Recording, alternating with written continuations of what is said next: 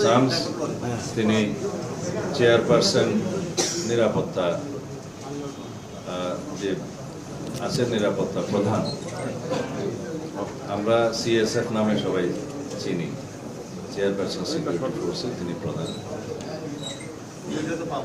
আমাদের দলের পক্ষ থেকে আপনাদের স্বাগত জানাচ্ছি এবং কৃতজ্ঞতা ধন্যবাদ প্রকাশ করছি আপনাদের অকুণ্ঠ সহযোগিতার জন্য। আপনারা সকলেই ইতিমধ্যে অবহিত আছেন যে আর মাত্র কয়েক ঘন্টা পর সমগ্র জাতির 17 বছর ব্যাপী দীর্ঘ প্রতীক্ষার অবসান করতে যাচ্ছে। আমাদের প্রিয় নেতা বিএনপির ভারপ্রাপ্ত চেয়ারম্যান জনাব তারেক রহমান স্বদেশ প্রত্যাবর্তন করছেন ইনশাআল্লাহ। শুরুতেই আমি দেশবাসীর প্রতি কৃতজ্ঞতা ও ধন্যবাদ প্রকাশ করতে চাই। তারা আমাদের অভ্যর্থনা আয়োজনের প্রতি যে অকুণ্ঠ সহযোগিতা প্রদর্শন করেছেন সেটা অবিস্মরণীয়।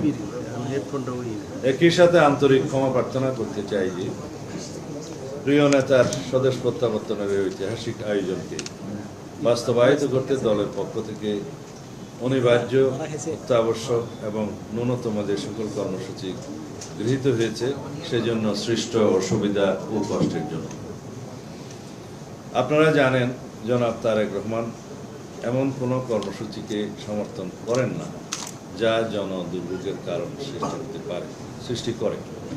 তিনি ইতিমধ্যে তার স্বদেশ প্রত্যাবর্তনের দিনে লন্ডন হিথ্রো বিমানবন্দরে প্রবাসী নেতা, কর্মী, সমর্থকদের উপস্থিত হতে নিষেধ করেছেন। বাংলাদেশেও আমাদের কোনো কর্মসূচি যেন জনদুর্ভোগের কারণ না সৃষ্টি করে। আমরা তার নির্দেশনা পালনের আন্তরিক শত চেষ্টা সত্ত্বেও সেটা হয়তো 100% প্রতিপালন করতে পারিনি। তিনি স্পষ্ট নির্দেশনা দিয়েছেন, তিনি বিমানবন্দর থেকে সরাসরি তার চিকিৎসাধীন গুরুতর অসুস্থ মা, বাংলাদেশের অভিভাবক দেশনেত্রী বেগম খালেদা জিয়াকে দেখতে হাসপাতালে যাবেন। যেতে চান তার পিতা মহান স্বাধীনতার ঘোষক শহীদ জিয়ার মাজার জিয়ারতে, যেতে চান ভাইয়ের কবরের পাশে। জনদুর্ভোগ পরিহার করতে তিনি সরকারি ছুটির দিনকে তার প্রত্যাবর্তনের দিন হিসেবে নির্ধারণ করেছেন। এমন একটি দিন নির্বাচন করেছেন যার পরপর 2 দিন সরকারি ছুটি, সব মিলিয়ে টানা 3 দিনের ছুটি। তার নির্দেশনা প্রতিপালন করতে যে জনদুর্ভোগের বিষয় মাথায় রেখে আমরা রাজধানীর কেন্দ্রীয় কোনো স্থানে যেমন সোহরাওয়ার্দী উদ্যান বা মানিক মিয়া এভিনিউকে আমাদের কর্মসূচিতে অন্তর্ভুক্ত করিনি। রাজধানীর এক পাশে অপেক্ষাকৃত কম জনাকীর্ণ ও 300 ফুট প্রশস্ত 36 জুলাই মহাসড়কের শুধুমাত্র এক পাশের সার্ভিস লেনকে অতি সংক্ষিপ্ত এক গণঅভ্যর্থনা হিসাবে নির্ধারণ করেছে।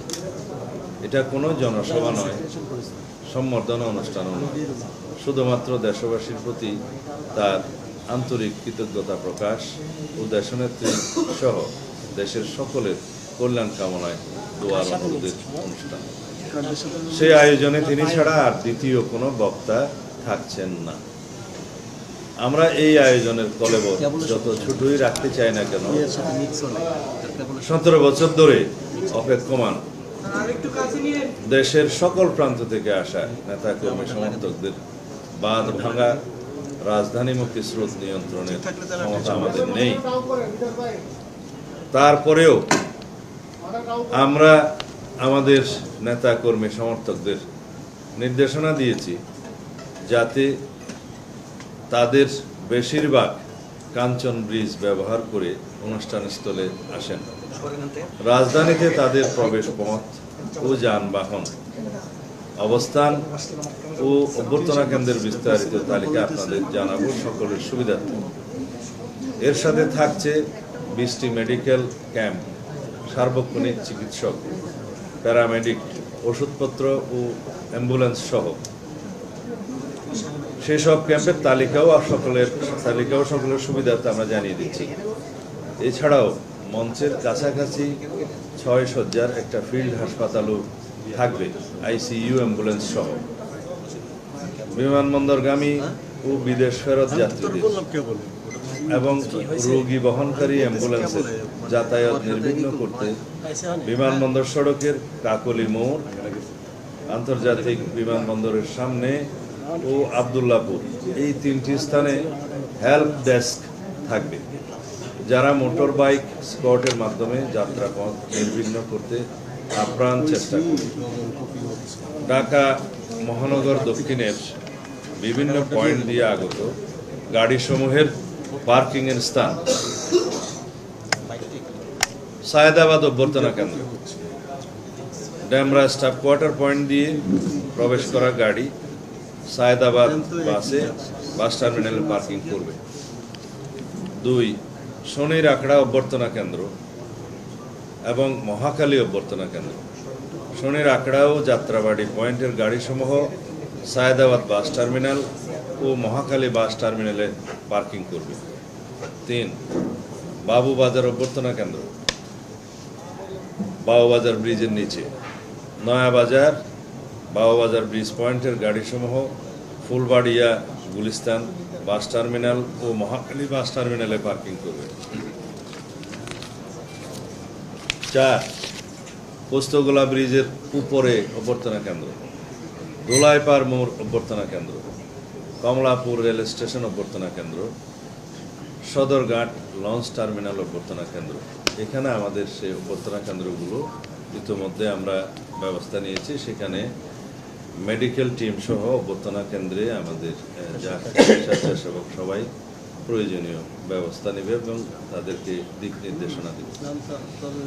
ঢাকা মহানগর উত্তরের বিভিন্ন পয়েন্ট দিয়ে আগত গাড়িসমূহের পার্কিং স্থান 1 আবদুল্লাপুর অভ্যর্থনা কেন্দ্র, টঙ্গী আবদুল্লাপুর এন্ট্রি পয়েন্টের গাড়ি পার্কিং বিশ্ব ইজতেমার মাঠ, তোরাগ মাঠ।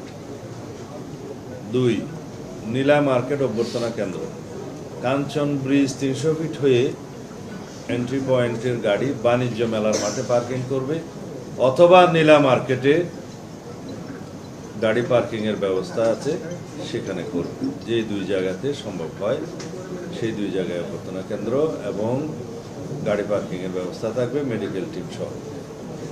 দিয়াবাড়ি অভ্যর্থনা কেন্দ্র, গাবতলী এন্ট্রি পয়েন্টের গাড়ি বেড়িবাঁধ হয়ে উত্তরা দিয়াবাড়ি গরুরহাট 17 নম্বর সেক্টরে পার্কিং করবে। চীন মৈত্রী হলের পাশে বাণিজ্য মেলার মাঠ অভ্যর্থনা কেন্দ্র, বসিলা মোহাম্মদপুর হয়ে আসা গাড়ি পার্কিং চীন মৈত্রী হলের পাশে বাণিজ্য মেলার মাঠে।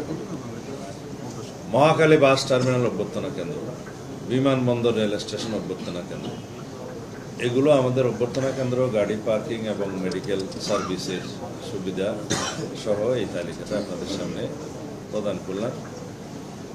তিনি বাংলাদেশ বিমানের এক নিয়মিত ফ্লাইটে লন্ডন থেকে বাংলাদেশ সময় মধ্যরাতে হিথ্রো বিমানবন্দর থেকে যাত্রা করে আগামীকাল সকালে সিলেটে যাত্রা বিরতির পর বেলা 11:50 ঢাকায় অবতরণ করবেন ইনশাআল্লাহ। বিমানবন্দরে তাকে অনাড়ম্বর অভ্যর্থনা জানাবেন বিএনপির স্থায়ী কমিটির সদস্যবৃন্দ। বিমানবন্দর থেকে তিনি চিকিৎসাধীন দেশনেত্রীর শয্যা পাশে অবস্থানের জন্য এবার কেয়ার হাসপাতালে যাবেন 36 জুলাই এক্সপ্রেস ওয়ে, যেটা 300 ফিট বললে সবাই চেনে। 300 ফিট সড়কে অ্যাক্সেস রোড হয়ে যাবেন। প্রতিমধ্যে তিনি অত্যন্ত সংক্ষিপ্ত অনুষ্ঠানে দেশবাসীর প্রতি ধন্যবাদ ও কৃতজ্ঞতা জ্ঞাপন করবেন এবং মহান আল্লাহর দরবারে শুকরিয়া আদায় করবেন।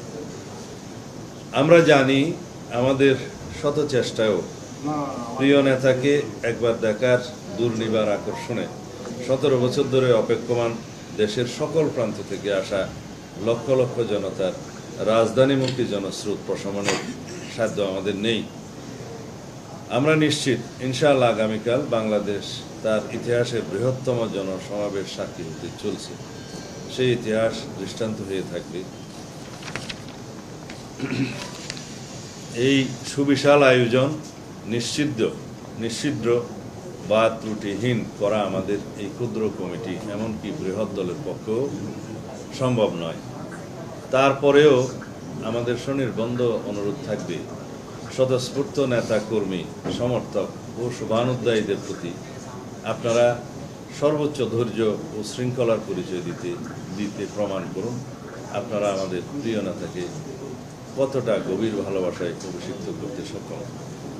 এই বিশাল আয়োজনে আমাদের মিডিয়া সতীর্থ হিসেবে আপনারা এই যাবৎ যে সহযোগিতা প্রমাণ রেখেছেন সেই জন্য জানাই গভীর কৃতজ্ঞতা এবং আগামীতে সেটা অব্যাহত রাখার অনুরোধ জানাই। আমাদের শত চেষ্টা সত্ত্বেও এই আয়োজনে যতটুকু জনদুর্ভোগ হবে সেই জন্য আমরা আন্তরিকভাবে জাতির কাছে সকলের কাছে আগাম দুঃখ প্রকাশ করছি ও ক্ষমা প্রার্থনা করছি। আমাদের স্বাধীনতা ও সার্বভৌমত্বের প্রতীক জনাব তারেক রহমান ও জিয়া পরিবারের এই স্বদেশ প্রত্যাবর্তন সকলের সহযোগিতায় এক অনন্য দৃষ্টান্ত হয়ে থাকবে এই শুভকামনা প্রত্যাশায়। আল্লাহ হাফেজ।